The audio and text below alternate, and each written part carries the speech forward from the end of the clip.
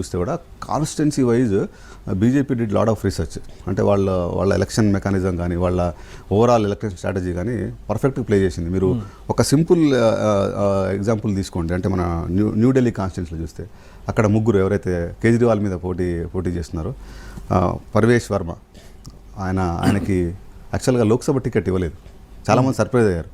అంటే పార్టీలో కొంచెం పెద్ద మనిషి, అంటే ఎందుకంటే అంతకు ముందు రికార్డు మెజారిటీతో గెలిచాడు ఢిల్లీలో. చరిత్రలోనే ఆ స్థాయి గెలుపు ఎవరు 5,78,486 పర్వేష్ వర్మ. ఆయన ఫార్మర్ సీఎం, మాజీ సీఎం కొడుకు. మరి ఆయనకి టికెట్ ఇవ్వకపోయేసరికి ఏంటి స్ట్రాటజీ ఏంటి అర్థం కాలేదని కొంత పార్టీలో నెగిటివ్ చర్చ జరిగింది. అంటే మరి కేజ్రీవాల్ అక్కడ ఇంకా వేరే బీజేపీ నుంచి వేరే వాళ్ళు కూడా యాక్చువల్గా అంటే టికెట్ ఆశావాదులు ఉండే. But BJP has a clear strategy. అంటే మనం చూస్తే 2024లో జరిగినటువంటి లోక్సభ ఎలక్షన్లో బీజేపీకి యాక్చువల్గా కొంత ఎదురు దెబ్బ తగిలింది. ఎందుకంటే 400 పార్ అనే నిదానం తీసుకొచ్చినాక అంత సాధించలేదు. అయినాక కొంత అంటే డెఫినెట్గా మళ్ళీ మోడీ నాయకత్వం మీద కోడి ప్రశ్నలు అంటే పొలిటికల్లో తెలుసుగా నార్మల్గా విమర్శలు వచ్చినాయి. హర్యానా ఎలక్షన్ వాళ్ళకి ఊపిరి పోసింది.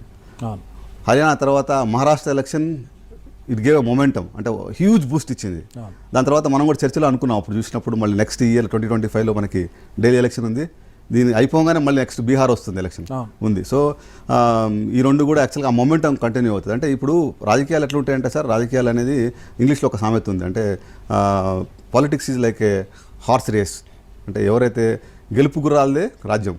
అంటే ఎంత పెద్ద లీడర్ అయినా నువ్వు ఎన్నికల్లో గెలవకపోతే వాళ్ళకి దేర్ ఇస్ నో కెరీర్ ఉండదు. అంటే ఎన్నికలు కాబట్టి సో నువ్వు ఎంత మంచి గుర్రం అయినా కానీ ఉరికి గెలిపిస్తేనే గుర్రం ఓనర్ ఉంచుకుంటారు. అట్లనే ప్రజలు కూడా అంతే కదా. సో పాలిటిక్స్లో కూడా however big leader you are, if you don't win the election you are out.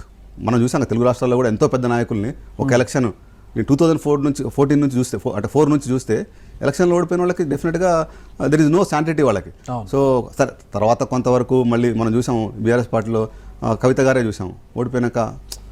అది డెఫినెట్గా క్రెడిబిలిటీ కొంత ఉంటుంది. అంటే సో ఇవన్నీ పరిణామాలు మనం చూసుకుంటే ఆమ్ ఆద్మీ పార్టీ చేసిన బ్లండర్స్ క్లియర్ కనబడుతుంది. At the same time BJP strategy ముందు వీళ్ళు నిలవలేకపోయారండి. వాళ్ళ క్యాంపెయిన్ నెరేటివ్స్లో కానీ వాళ్ళ క్యాంపెయిన్ స్ట్రాటజీస్లో పీపుల్లో ఉన్నటువంటి ఏదైతే కాన్ఫిడెన్స్ ఉందో అది గెయిన్ చేయలేకపోయారు. రైట్.